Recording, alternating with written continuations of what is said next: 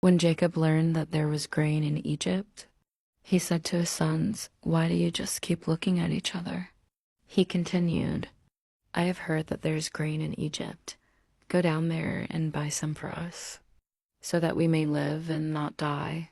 Then 10 of Joseph's brothers went down to buy grain from Egypt, but Jacob did not send Benjamin, Joseph's brother, with the others, because he was afraid that harm might come to him. So Israel's sons were among those who went to buy grain, for there was famine in the land of Canaan also. Now Joseph was the governor of the land, the person who sold grain to all its people. So when Joseph's brothers arrived, they bowed down to him with their faces to the ground. As soon as Joseph saw his brothers, he recognized them, but he pretended to be a stranger and spoke harshly to them.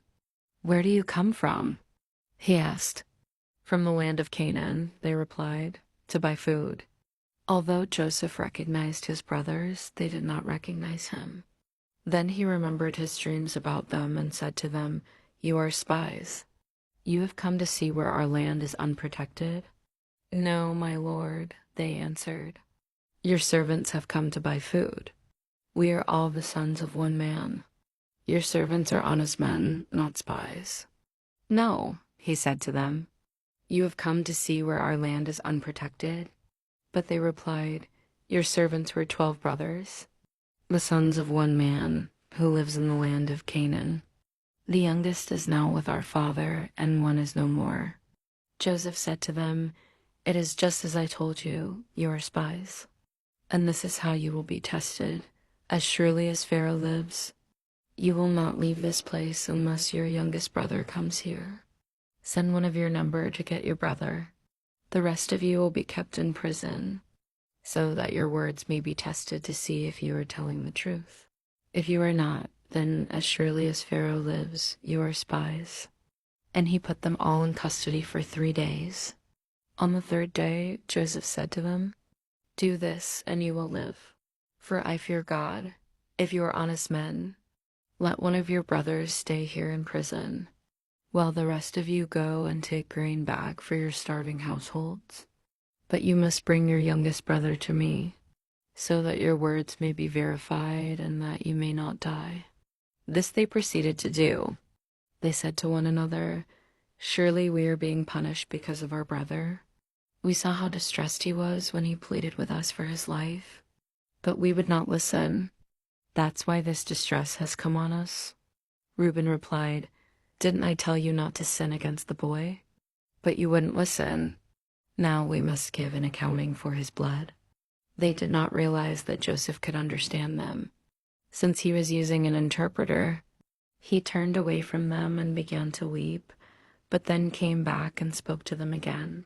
He had Simeon taken from them and bound before their eyes.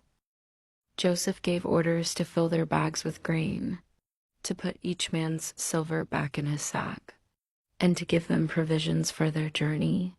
After this was done for them, they loaded their grain on their donkeys and left.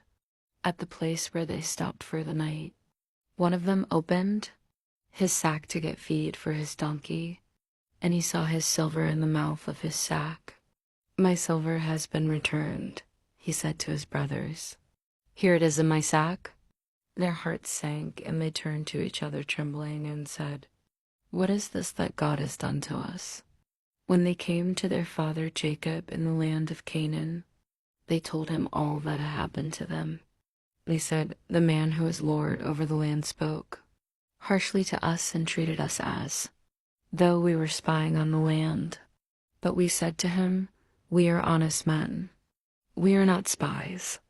We were 12 brothers, sons of one father. One is no more, and the youngest is now with our father in Canaan.' Then the man who is Lord over the land said to us, 'This is how I will know whether you are honest men. Leave one of your brothers here with me, and take food for your starving households, and go. But bring your youngest brother to me, so I will know that you are not spies but honest men. Then I will give your brother back to you, and you can trade in the land.' As they were emptying their sacks, there in each man's sack was his pouch of silver. When they and their father saw the money pouches, they were frightened. Their father Jacob said to them, "You have deprived me of my children. Joseph is no more, and Simeon is no more, and now you want to take Benjamin. Everything is against me." Then Reuben said to his father, "You may put both of my sons to death if I do not bring him back to you. Entrust him to my care, and I will bring him back." But Jacob said, "My son will not go down there with you. His brother is dead, and he is the only one left. If harm comes to him on the journey you are taking, you will bring my gray head down to the grave in sorrow."